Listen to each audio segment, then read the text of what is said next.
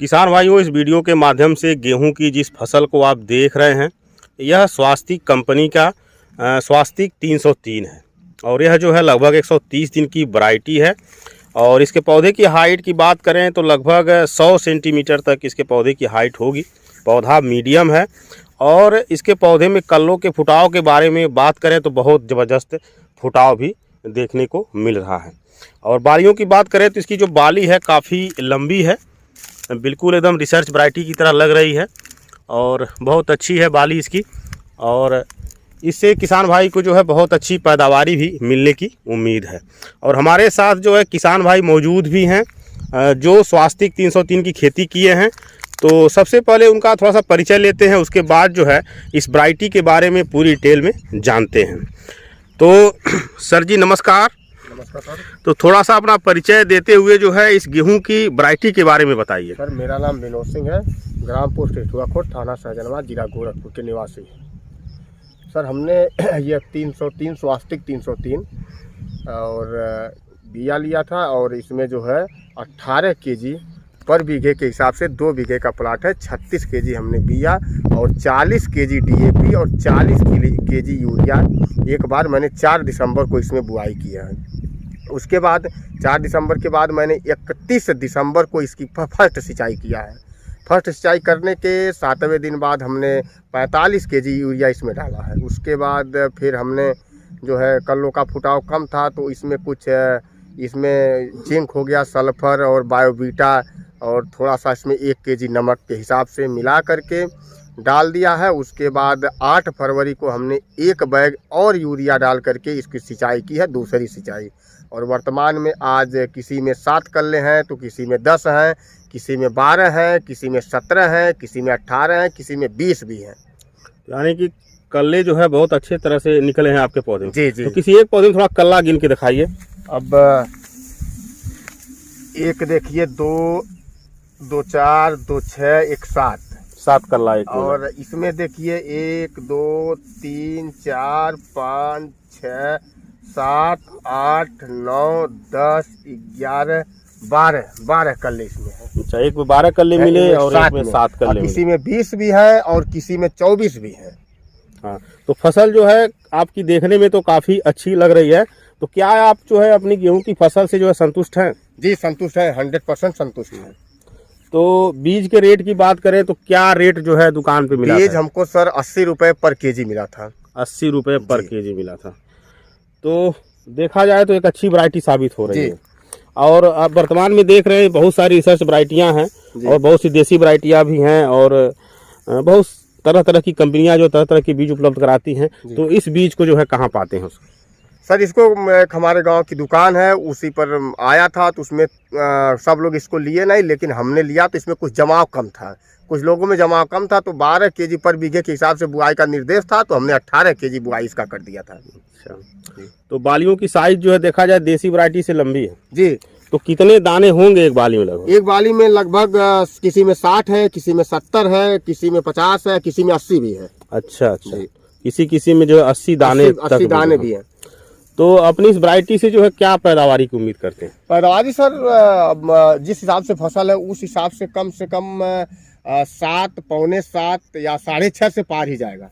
मतलब बीघा यानी कि लगभग 20 कुंतल एकड़ तक आपकी मिलने की उम्मीद है बाली के हिसाब से। तो अपनी खेती में जो है गोबर की खाद वगैरह का भी इस्तेमाल करते हैं? थोड़ा सा नीचे आ जाइएगा आप, मेड़ थोड़ा ऊंचे। नहीं, गोबर की खाद तो हमारे पास जानवर है नहीं, गोबर की खाद नहीं डाले हैं और बाकी यही रासायनिक खाद ही डाले इसमें। अच्छा, रासायनिक खाद, केवल रासायनिक खाद।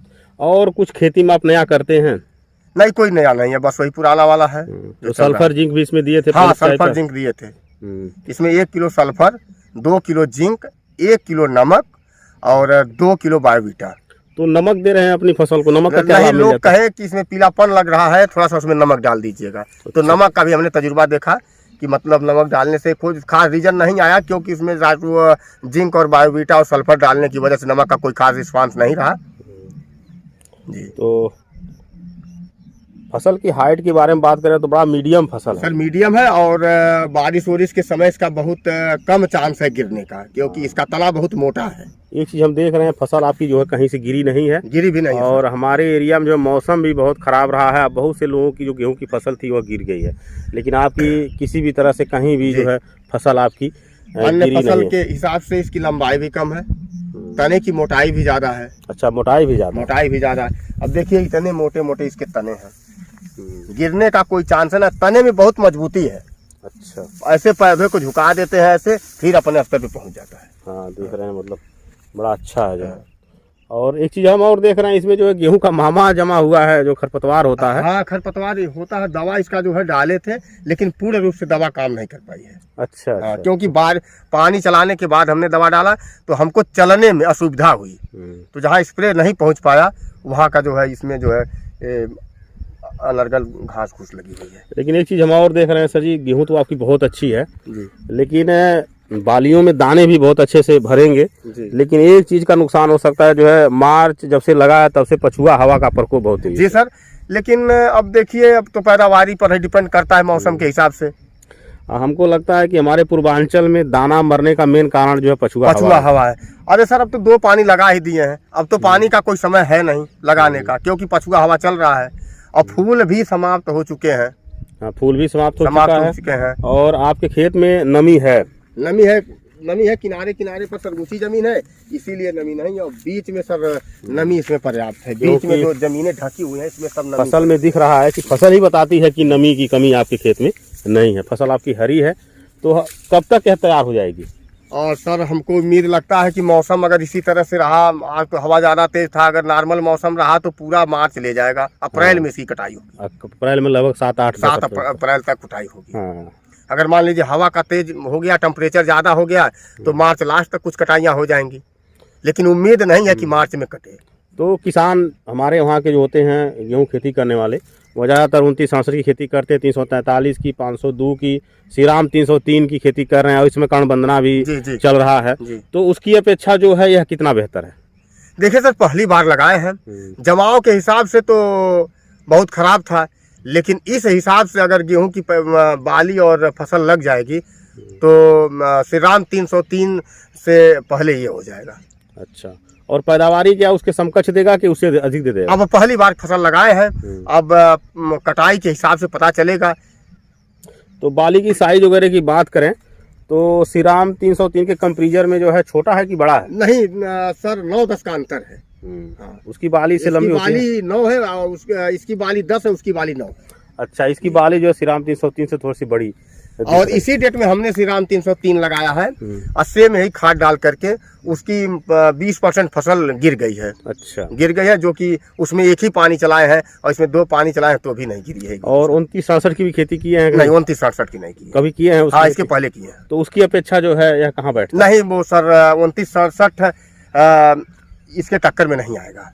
अच्छा, इसके टक्कर में जिस हिसाब से है, अब पैदावारी अगर हो गई तो जान लीजिए सबसे बेहतर होगा। अब पैदावारी के लिए सर जी मौसम भी बड़ा जिम्मेदार होता है, यदि इसी तरह पछुआ बहेगा तो नुकसान करेगा। अब पछुआ बहेगा, लेकिन सर बाली में लंबाई है, दाने की संख्या ज्यादा है, तो भी तो कितना भी कम जाएगा तो भी तो कुछ तो प्लस होगा। और एक पछुआ बहने की वजह से माहो कीट का अटैक नहीं देखने को मिला? नहीं सर, गेहूं पूरी तरह से फ्रेश है। अब गेहूं में % अभी टिके हैं उस पे। गेहूं में देखते हैं माहो कीट का भी आक्रमण होता है, लेकिन आपकी फसल में कहीं नहीं है। इसमें क्या माहो के कीट के लिए भी कुछ डालते हैं? नहीं, कोई कीटनाशक नहीं डालते। कोई स्प्रे वगैरह इसमें यूज किए कभी? कुछ नहीं, बस वही बड़ गेहुआ की जो दवा आती है और ये मकोईचा की दवा आती है वही डाले हैं। मतलब किसी प्रकार का कोई पिकासन नहीं किया? नहीं, स्प्रे वाली खाद नहीं, कुछ एनपीके वगैरह कुछ नहीं? केवल DAP डाले तो वो बुआई के समय में, बस DAP डाल के। पोटास का यूज नहीं किए थे? नहीं, केवल DAP और यूरिया। वैसे देख रहे हैं सर जी, फसल आपकी बहुत अच्छी है, उम्मीद करते हैं जो आपको बहुत अच्छी पैदावारी इससे मिलेगी। और निश्चित तौर पे जो है देखिए फसल आपकी बहुत अच्छी है, एक सार है, कहीं से जो है फसल नीचे ऊपर नहीं है। और अनर्गल जो है सर जी पौधे भी नहीं दिख रहे हैं, जैसे दूसरे वैरायटी के पौधे नहीं दिख रहे हैं, सब कुछ साफ़ सुथरा है। तो सर जी बहुत बहुत धन्यवाद आपको, जो है बहुत अच्छी आपने जानकारी दी अपनी फसल के बारे में। धन्यवाद सर।